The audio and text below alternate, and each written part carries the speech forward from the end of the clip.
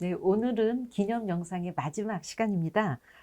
자연무익, 노장 사상의 진면목을 재조명하다라는 주제로 중천 선생님의 학문 중에 도학을 좀 중심으로 알아보는 시간을 갖겠습니다.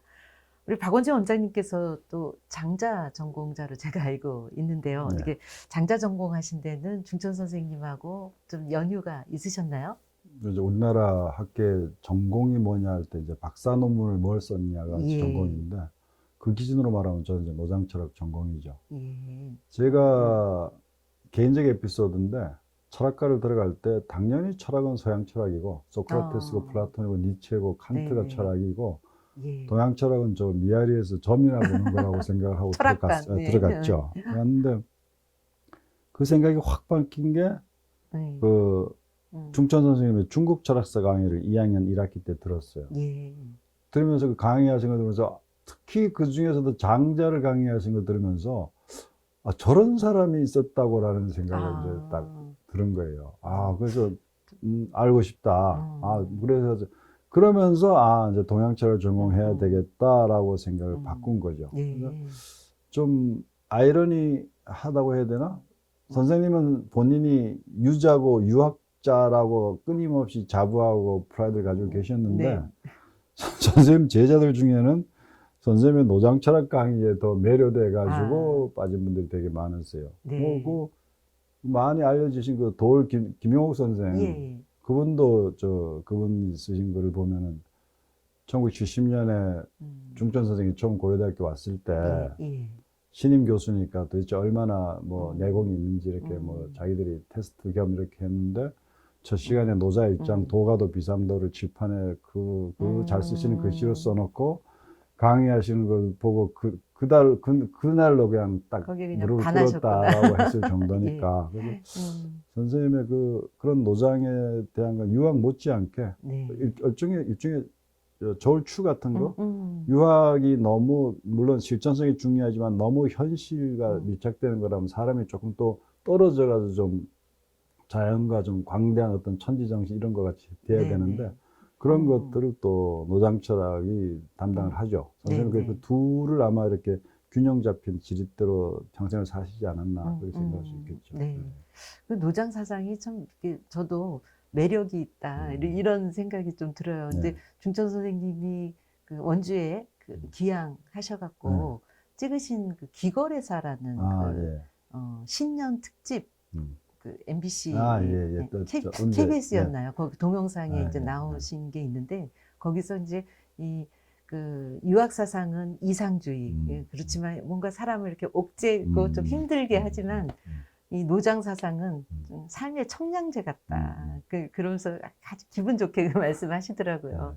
예, 그런 어떤 사람들한테 이 노장 사상은 그 청량제, 삶은 맛이 나는 그런 역할도 좀 해주는 게 아닌가 하는 생각이 드네요. 그래서 일반적으로 그 동양에서는 그러죠.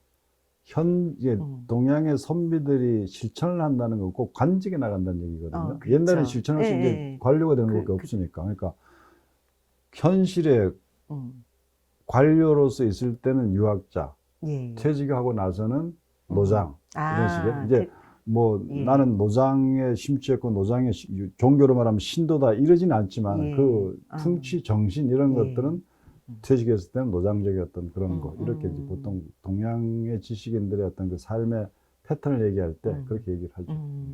그 글씨 쓰신 것 중에 고가 광무라는 글씨가 있어요.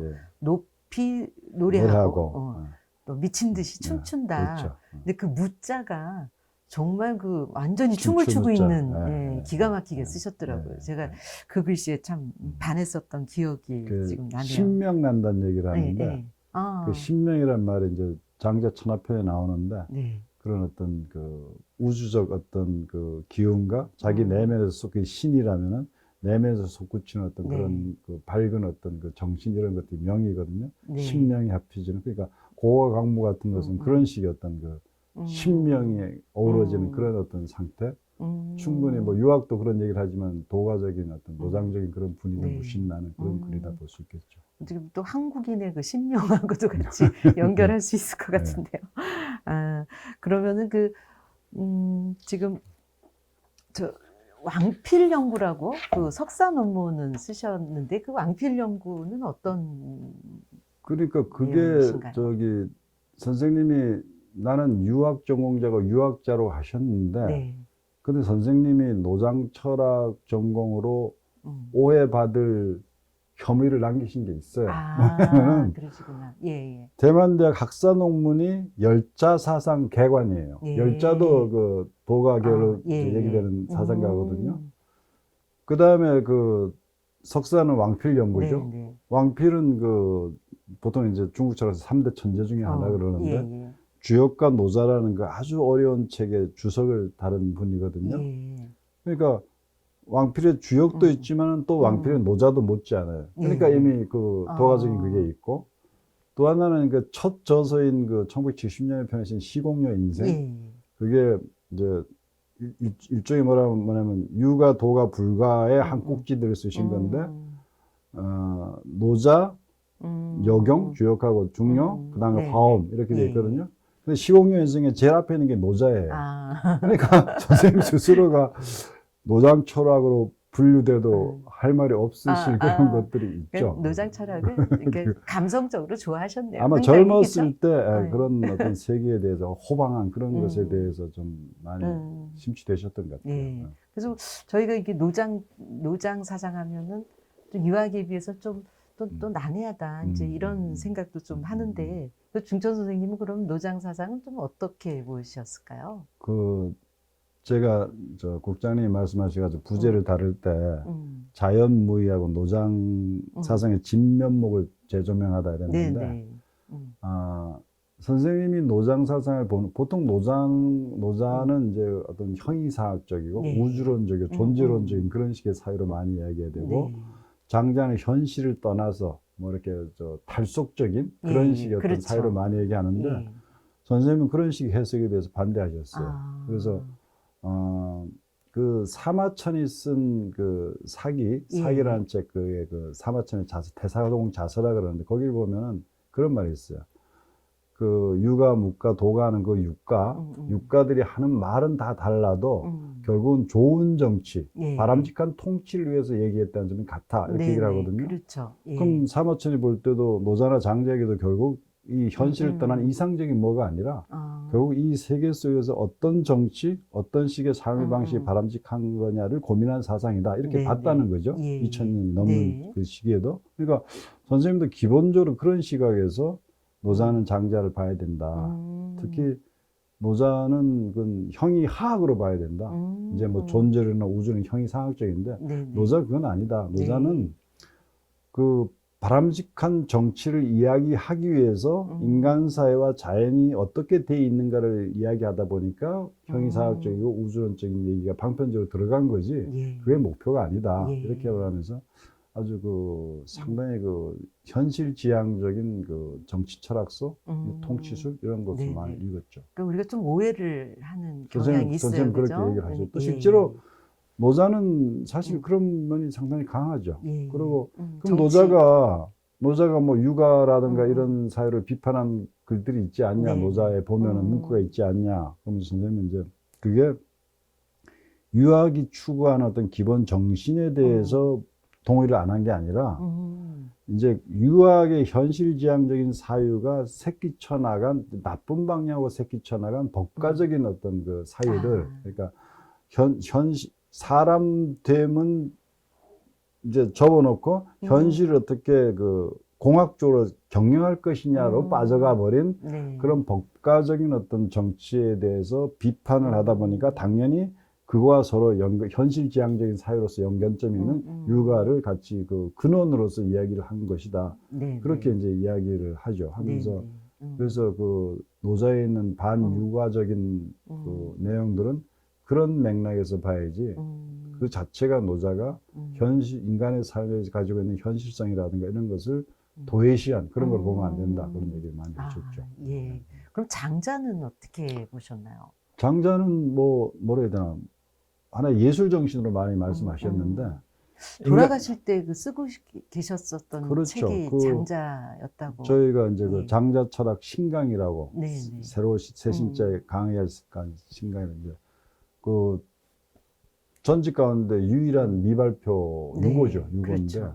유고집으로. 아마 돌아가실 때 장자 전체에 대해서 예. 33편 전체에 대해서 해설을 붙이고 번역을 다 하실 생각이었을 네, 겁니다. 네. 엄청난 건데 그런데 저희가 그 컴퓨터에서 발견된 원고에는 이제 장자 전체에 대한 해제와 각 편들의 어떤 그 특징들을 쓰신 건 다 됐고 예. 소요유를 번역을 하는 데까지 딱 들어가 있었어요. 예, 그래서 예.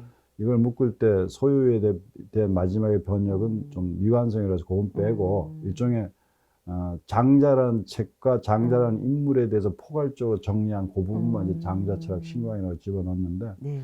그 장자철학을 기본적으로 보는 시각이 아니 그 예술 정신. 예. 그런데 예술 정신은 아까 말씀드린 것처럼 이 속세를 떠나서 탈속적인 저 네, 다른 네. 세계에 가서 소유하는 것이 아니라 예. 인간의 삶이 가지고 있는 두 측면들. 네, 네. 현실에 받을 디뎌야 되지만 다시 예. 또 그 현실로부터 좀 초탈하고 싶은 이게 두 양면이잖아요. 그러니까 예.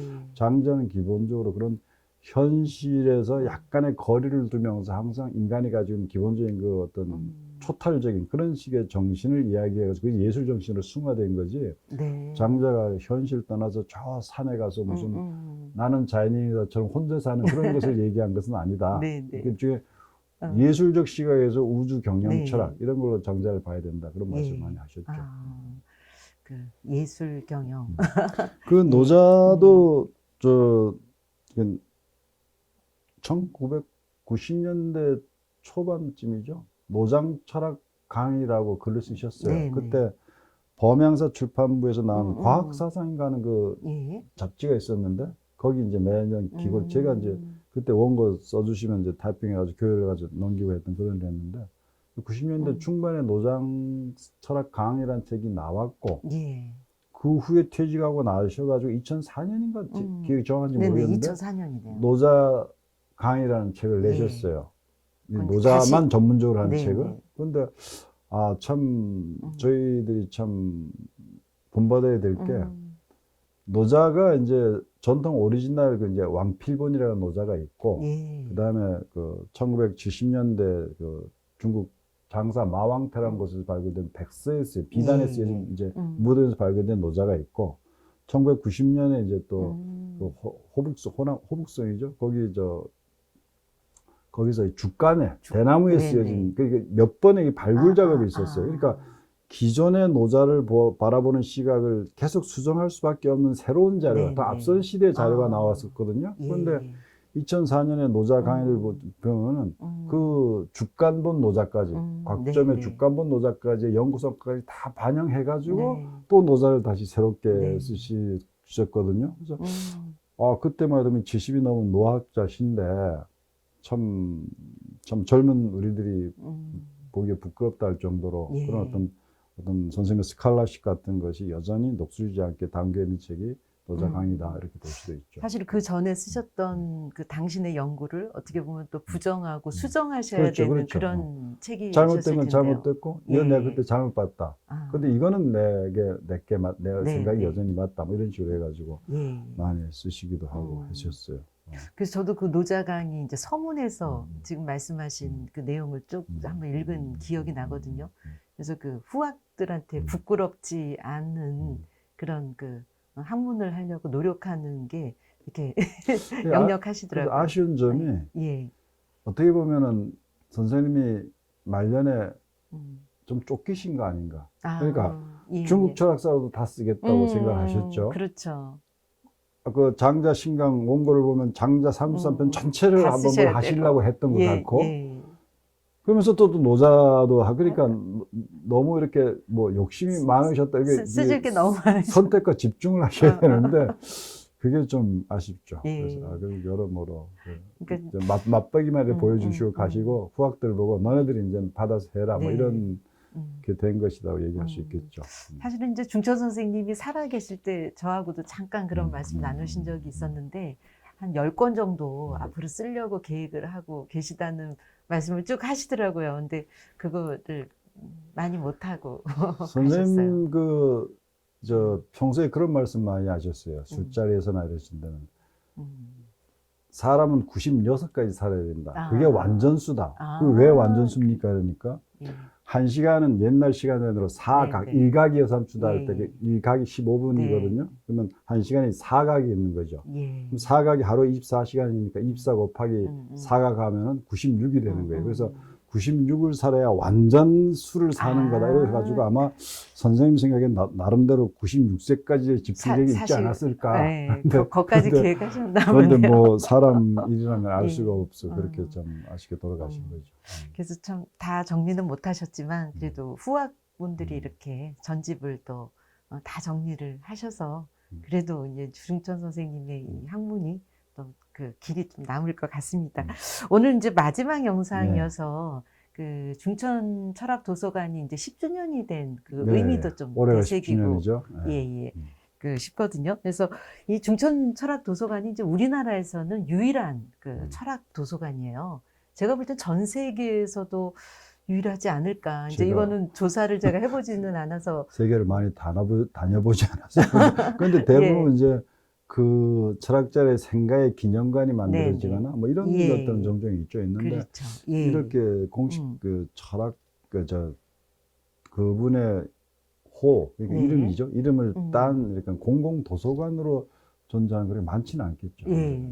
사실은 아마 없을 가능성이 이제 우리나라는 아마 거의 유일할 거고. 유일하고요. 근데 대학도 그 외국에 같은 경우에 단과대학에 이제 철학과가 단과대가 있으면 거기에 이제 자그마한 뭐 그렇게 도서관은 있지만 예, 이렇게 그 공공도서관으로서 시민들이 다 이용할 수 있는 철학도서관은 정말 좀 독보적이다. 이제 이런 부분은 이제 원주 시민들이 굉장히 자긍심도 많이 느끼고 있고 자부심 가지셔도 되죠. 또 요즘 같은 그 물질 많는 시대에 이 철학도서관이 그 갖고 있는 의미도 또 굉장히 클 것 같아요. 근데 이 이제 철학도서관이 어떻게 이제 만들어졌는지 한번 그 원장님하고 그것도 이야기를 좀 나누고 싶은데요. 국장님이 아마 더 잘하실 텐데 그때 아마 돌아가시고 얼마 안 있어서 이 얘기가 나왔죠. 네. 나오면서 처음에 장소를 이제 지정면 집이 있으시는 그 동네에서 뭘 한다 이러다가 하다가 한참 얘기가 하다가 거기 접근성 이런 것들이 문제가 돼 가지고 뭐 또 우여곡절 그때 그다음 또 시 집행부도 바뀌고 뭐 여러 가지 일들이 있다가 결국은 이쪽으로 이제 그 자리를 잡은 거죠. 잡아가지고 그 첫 영상에도 말씀드렸습니다만 그게 엊그제일 같은데 개관 행사한다는 게 엊그제일 같은데 벌써 10년이라니까 참 대단하고 또 그 더 이 도서관이 대단한 게 그 하드웨어보다 이 도서관이라는 하드웨어보다 그 소프트웨어가 실제로 도서관이 어떤 기능 이런 전문 도서관이 어떤 역할을 해야 되는지를 아주 여실히 보여주면서 그렇게 이렇게 운영되고 있다는 거. 그런 점에서 아주 이건 뭐 어디 가도 벤치마킹의 어떤 그 모델로 내놔도 손색이 없을 거라고 생각을 합니다. 물론 우리 원장님께서 강릉에서 율곡연구원 그 운영하시면서 또 그 이율곡 선생님의 그 정신을 또 꾸준히 이어가시고 또 시민들하고 또 다양한 프로그램 운영하시잖아요. 어서학당이라고 어서가 이제 어조서자의 책 서자 율곡 선생님 경목역을 서문에 보면 성인의 가르침이나 모든 것은 책 속에 있다. 제 어서 책 속에 이런 뜻이 있어서 어서학당이라 만들어가지고 이제 시민 참여 독서 그 프로그램을 만들었죠. 그래서 매 기마다 주제를 정해서 책을 선정하고 그럼 이제 그 책과 관련된 멘토분들이 해가지고 같이 토론하는 그런 거 있는데 그건 제가 전적으로 여기서 아이디어를 얻은 거예요. 여기 시민 경제가 돌아가는 것을 보고 그러니까 선한 영향력이 확산되는 거죠. 그런 모델이 좀 되는 게 어떻게 보면 이 도서관의 그 또 존재 이유이기도 한 것 같아요. 그 아마 제일 큰 힘은 시민들이죠. 그죠? 저희가 맞습니다. 그 선생님 돌아가시고 그 2008년 3월에 돌아가셨죠. 그런데 여기 계시던 분들이 저희들한테 연락이 왔어요. 선생님이 진행하시던 강좌가 있다. 선생님 돌아가셔서 못하니까 제자들이 책임져라. 이렇게 엄포겸 이렇게 간청을 하셨어요. 그래서 모였죠. 모여가지고 그러면은 뭐 각자 전공을 살려서 그럼 일단 이어가보자 해서 제 기억엔 2008년 5월부터 원주 옛날 그 문화원이 있던 그 자리에서 이제 제자들이 이어갔어요. 바로 시작했죠. 그렇죠. 돌아가시면서. 계명대 계셨던 그 홍은식 교수가 처음에 아마 노노를 했을 거예요. 음. 제가 노자를 하고 뭐 이런 식으로 해서 이어가서 계속 로테이션으로 이제 제자들이 맡아갔는데 전 그렇게 초창기에 좀 활동했고 요즘에는 이제 직접 제자는 아니더라도 동양 철학의 그 후학들 되시는 분들이 또 참여해가지고 이게 다 시민들의 힘이죠. 그렇죠. 시민들. 이게 또 그 중천철학도서관이 처음에 그 올라가고 계기가 시작된 계기가 어딘가 이렇게 보면은 시민분 중에 이제 중천 선생님이 퇴직하시고 이제 그 원주로 들어오셨거든요. 네. 이제 귀향을 하셨는데 그 곽병은 원장님이시라고 의사 선생님. 네네 뭐 한국의 슈바이처 이런 별칭을 갖고 계시는 분이 이 중천 선생님이 그 어머니를 생각하면서 모친을 어머니 생각하시면서 이제 비석을 세운 데가 있어요. 그게 이제 흥업의 대안령이라는 데 세워져 있는데 여기가 흥업이죠? 여기가 흥업이에요. 근데 그 연모십이라고 그 곽 원장님이 그쪽을 산책을 하시다가 이 비석을 딱 발견을 하신 거예요. 근데 이제 김충렬 선생님이 이제 원주에 오셨다 이거는 이야기를 들으셨대요. 들으셨는데 그 시비를 보고 그 자리에서 막 눈물을 흘리시면서 중천 선생님을 찾아뵈야 되겠다는 생각을 하셨다는 거예요. 근데 이제 그 당시만 해도 이제 지금은 뭐 그 개인정보라고 해서 이게 이름으로 전화번호 안 알려주거든요. 근데 이제 문막 쪽에 사신다 김충렬 이거 가지고 114에 전화를 해서 뭐 3분인가 몇 분이 나왔는데 다 전화를 해보셨대요. 그래서 이제 중천 선생님 댁으로 전화를 하고 그래서 이제 중천 선생님을 만나셔서 처음 이제 모교 철학 강좌가 이제 그 시민들이 교수님의 이제 이 철학을 좀 강의를 들을 수 있는 기회를 좀 만들어 주셔라. 지금도 모교를 하는 그게 거죠? 이제 모교 철학 강좌가 지금까지 온 거예요. 그래서 16년 동안 지금 이제 이어져 오고 있는 거고 어떻게 보면은 그 철학 강좌가 없었다면 과연 이 철학 도서관을 세우자. 왜냐하면 이제 그 강좌가 있었기 때문에 철학 도서관이 필요하다는 생각을 했고 그렇죠. 그러면서 이제 시민들이 힘을 보태서 이게 세워지게 그러니까 먼저 됐어요. 그런 공부 모임이 있어가지고 분위기가 형성됐고 그러니까 이런 공간도 있어야 된다 이렇게 된 거죠. 그러니까 중천 선생님도 기념도 하고 여기서 철학 강좌도 하자고 하는 그런 배움의 열정 이 부분이 이제 이 도서관을 만들어주게 된 가장 중요한 계기가 되지 않았을까. 제가 이 중천철학도서관의 시민의 힘이다라고 말하는 또 절실하게 느끼는 게 여기 강좌들을 보면은 아까 여기 들어오기 전에도 봤는데 요즘 대학원에서도 그런 강독을 하기 어려워요. 그렇죠. 서경, 뭐 장자 3편 전체를 읽는 강좌. 저는 내가 듣기로는 뭐 전승록도 완독을 했고. 그러니까 16년 동안 벼감록 이렇게 동양의 중요한 원전 텍스트들을 오히려 대학에서는 이미 그걸 읽는 이미 불가능해져 버린 그런 상황인데 여기 시민분들이 그 16년 동안 그거를 완독을 하시는 거예요. 완독. 그래서 이거는 뭐 거의 우리나라에서도 거의 드물 거예요. 이 정도로 하시는 분들.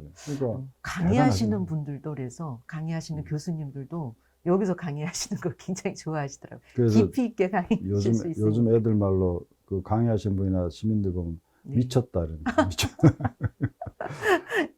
그게 힘이죠. 저력이죠. 그러신 것 그래서 같아요. 아까 제가 하드웨어 못지않게 소프트웨어가 잘 돌아간다. 또 아까 지난 영상에서 말씀하셨던 그 백운 한시회 같은 것도 여기서 모태가 돼서 나간 거고 이런 것들이 하나의 도서관이 살아있는 공간으로 움직이고 있다는 거죠. 축하할 일이죠. 이 철학계에서 바라보시는 또 이 중천철학도서관의 의미는 어떠세요? 아마 모르긴 몰라도 퇴직하신 선생님들은 다 부러워할 거고, 그죠? 나도 내 고향에 내 이름이 있다. 왜 안 그렇겠어요? 그런데 그게 사실 간단한 문제가 아니고.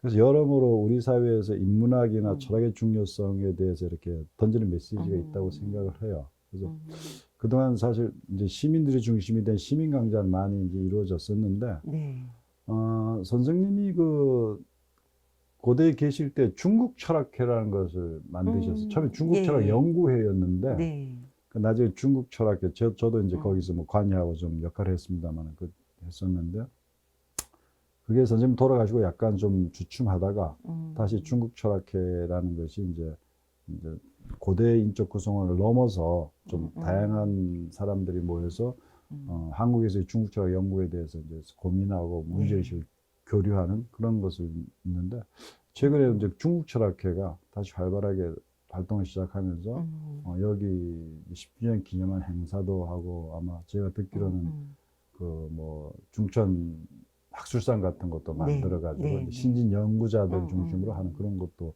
기획하고 있다고 그러고, 또 그런 것들이 뭐 뭐라 해야 되나, 그 시민 강자라는 그 시드 머니가 중심이 돼서 이제 더 넓어져 나가는 거죠. 그런 점에서 여러모로 그 우리나라 인문학의 어떤 대중화 그런 데서 항상 한 걸음 앞서가는 그런 도서관이다, 이렇게 얘기해도 뭐 전혀 틀린 얘기는 아닐 겁니다. 어떻게 보면 중천 철학 도서관이 10년 동안 좀 그 시민들과 함께하는 이런 강좌들이 이제 좀 탄탄하게 자리가 좀 잡힌 것 같고요.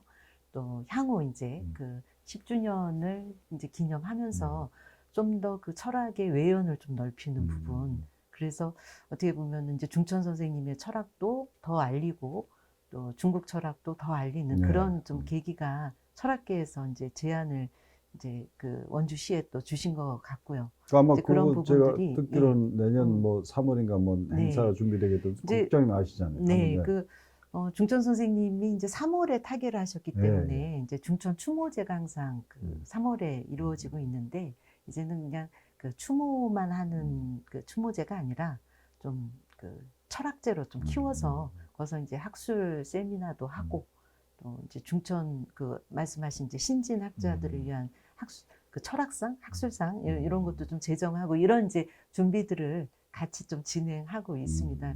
그 또 하겠지만 지금 이제 국제 세미나까지도 10월에 이제 개관을 한 그 기념으로 해서 이제 국제 세미나까지 하면, 어떻게 보면은 이 그러니까 중천 철학 도서관이 그 국내에서 어떤 철학계에서도 좀 중심적인 역할을 할 수 있는 계기가 되고, 또 외국에도 이제 알려주는 그런 또 계기가 될 것 같습니다.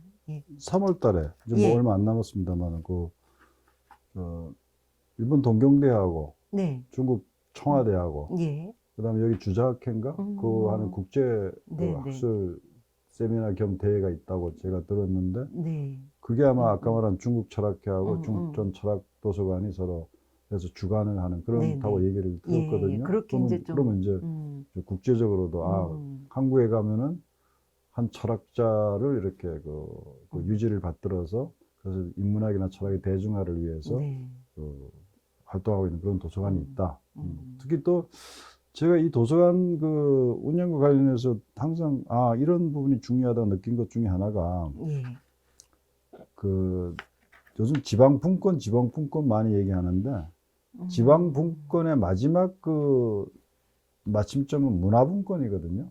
그렇죠. 뭐 돈을 알면 공장을 아무리 세우든 어쨌든 이분들이 지역에 사는 분들이 자기가 사는 지역의 문화적 어떤 역사적 그런 것에 대해서 프라이드가 없으면은 그건 돈만 벌어도 안 돼 가버리는 그런 게 안 되거든요. 그래서 지방분권의 꽃은 문화분권이라 그러는데, 그런 문화분권의 어떤 그 틀을 잡는데도 이런 도서관들이 되게 중요한 역할을 하는 거고, 그것이 알게 모르게 그런 어떤 원주로 말하면 원주 시민들이 내가 원주에 산다는 것에 대한 자부심을 느끼게 하는 그런 역할을 한다. 되게 의미 있는 거다 생각합니다.